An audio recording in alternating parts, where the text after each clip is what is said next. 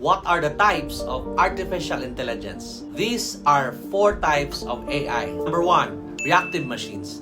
These AI systems are task-specific and without memory. Deep Blue can recognize the pieces on a chessboard and make predictions.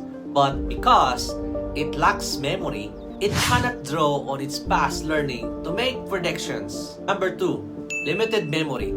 These AI systems contains memories, allowing them to draw on the past to guide present actions. Some of the decision-making processes of self-driving automobiles are constructed.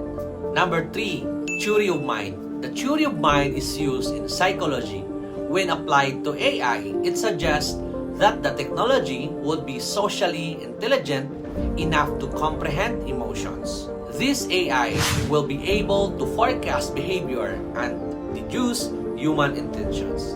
Capability required for AI system to become essential members of human teams. And number 4, self-awareness. In this category, AI programs are conscious because they understand who they are, and self-aware machines are aware of their conditions, and there is currently no such AI.